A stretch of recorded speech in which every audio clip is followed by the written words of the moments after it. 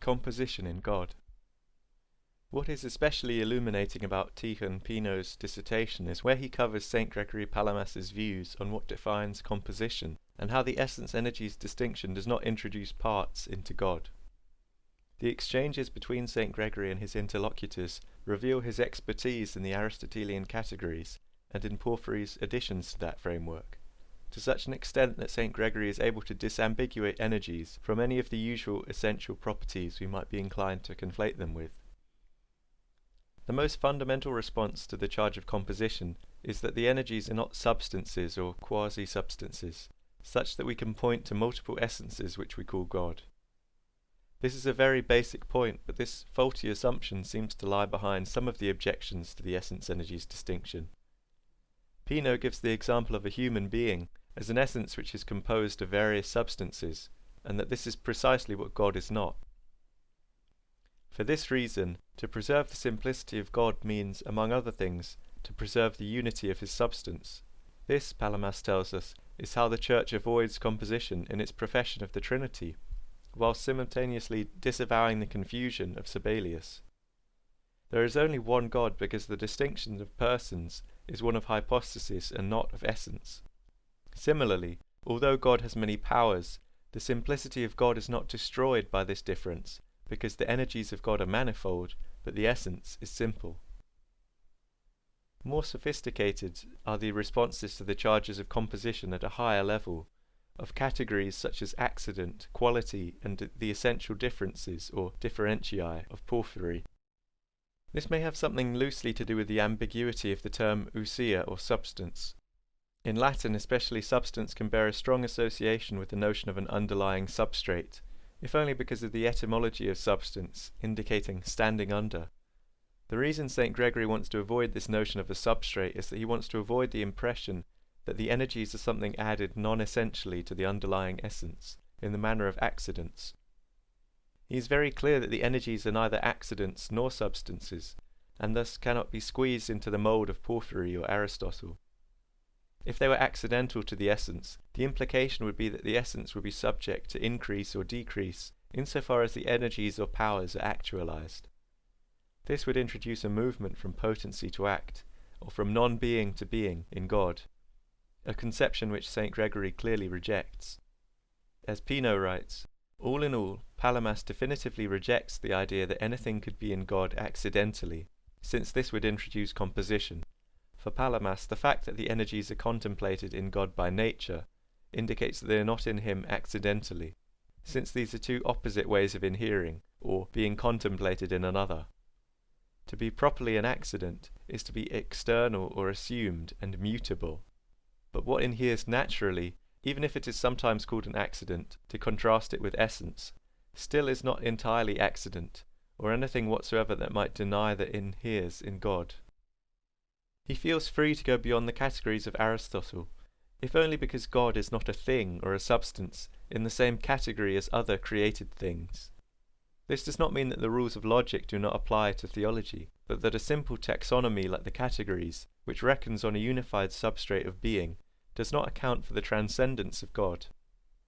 From the time of St Dionysius the Areopagite at least, the fathers of the Church had been speaking of God's essence as super-essential, or essence surpassing essence, stressing its transcendence and unlikeness to all creatures. We cannot place God within a great chain of being, as if our own substance existed on a continuum with the divine nature itself. This is also why the energies, St Gregory says, are not differentiae in the sense of qualifying properties which distinguish a species from its genus or from another species. The notion of differentiating properties or essential differences belongs to the Aristotelian and Porphyrian natural philosophy of species in genera among creatures. There is no second God besides which God needs to be differentiated, nor does he have his essential identity relative to creatures, and therefore it makes no sense to attribute such a category to him. The same objections apply, finally, to the notion that energies are qualities of God, because St Gregory maintains that God is without qualification. That, indeed, would imply something exterior to God which qualifies his substance, and since the energies are natural to him, there is no increase or decrease, nor any time in which he is without them such that they should qualify him. This ties into the wider response that St Gregory makes, which is to say that God is without pathos or passion, that is, he is not passively affected by anything. This is tantamount to saying that God is without any passive potency, the potential to be acted upon. For St Gregory, however, this does not mean that God cannot actualize his own energies through his own will. Rather, the actualization of a divine power or faculty is not to be understood in terms of being acted upon. As Pino puts it, here again the issue is whether activity actualizes a faculty in a way that constitutes a change in God. Palamas is explicit that in acting God does not move from potency to act, but because his faculties or powers, which he does not have by participation, do not admit of contraries, the actualization of power in God does not involve any kind of increase or pathos, which is to say any movement from non-being to being. As Palamas explains this in the chapters, quoting St Augustine, God alone acts and is not himself actualized or affected, whereas all creatures, in other words, are affected in some way by the process of affecting other things. God alone acts and brings things into being without being altered or affected by the process. In this way, activity as such, as opposed to actualization coupled with pathos, does nothing to render a thing composite. It is not acting in energy, but being affected and passibility that produce composition. God therefore admits no composition, because he alone possesses an energy completely devoid of passion, for he is active only, and is not affected by it, since he neither comes into being nor changes. Antinomies. An antinomy refers to the coincidence of opposites or an apparent paradox, such as in this case the notion that God is both one and many. It has sometimes been assumed that St Gregory's theology of essence and energies is an appeal to some kind of paradox, a theme which appears throughout the critical literature. Pino's take is much more favourable to St Gregory, and I think fairer. He writes, as Norman Russell points out, Palamas vigorously rejected the contradiction in the attribution of opposites to God, along with any obscurantism that might result therefrom. It is precisely for this reason that Palamas believes that the doctrine of God requires an essence-energies distinction. For without such a distinction, there is simply no way of reconciling the opposite statements that are predicated of God. Indeed, by denying this distinction, Palamas implies, it is the anti-Palamites who take refuge in apophatics, refusing to acknowledge how contraries can coexist in God. Palamas's own distinction, on the other hand, is elaborated precisely to make sense of seeming conflicts, and to ensure that theological truths are free of irrational incongruities, discrepancies, and basic dissonance. This is especially interesting to consider with reference to Augustine's theology of the divine attributes. Such a conception of divine simplicity would seem to require that we accept some kind of contradiction in God, at least relative to our understanding of the world, and of those attributes as distinct from one another. The criticism levelled at Palamas falls flat.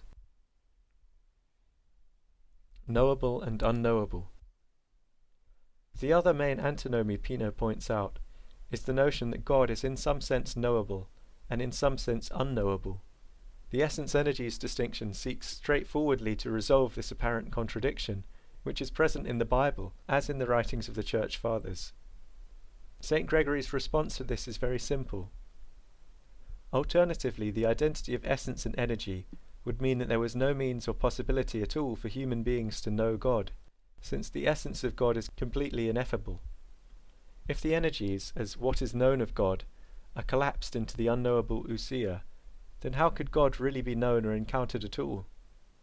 The logic of Akindynos therefore results for Palamas in the idea that God, by being simple, is either perfectly inconceivable or perfectly conceivable.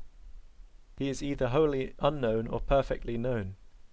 Without an essence-energies distinction, there can simply be no middle ground. In this way, according to Palamas, to abolish the distinction between essence and energies is to abolish all foundation for speaking either of the knowledge of God or of his absolute ineffability.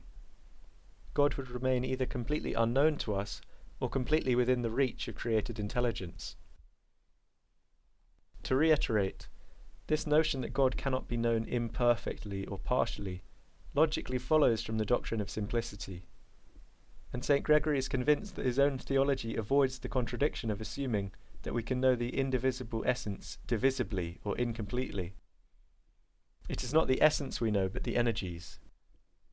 Out of this point emerges a discussion of what it means to participate, and for St Gregory, Pino says, it is necessary that we take this language of participation somewhat literally, if not materially so. That is, we must recognize the sense of sharing in a part of something. The conclusion that participation in God's essence would amount to becoming God himself cannot be avoided, for Palamas, by appealing to the partial character of participation. According to Palamas, there can be no partial sharing of the divine essence, since there is no part of essence that is not simply the essence, characterized by the fullness of its essential attributes. Thus, one who participates in the divine essence is necessarily all that God is. A part of the essence, even the smallest part, possesses all of its powers. Thus, the human being who partakes of God's essence would have every single one of God's properties, making that person omnipotent. Yet no one person could ever be said to possess the fullness of divine being. The part of God in which creatures share must therefore be something distinct from the divine ousia as such. The assumption here, which I think is quite logical, is that to share in the essence amounts to sharing in the whatness of God, which is to be consubstantial with him. Thus St Gregory makes the point that for human persons to participate in the divine essence would produce not a trinity, but a myriad of divine persons, since the essence cannot be divided into anything less than itself.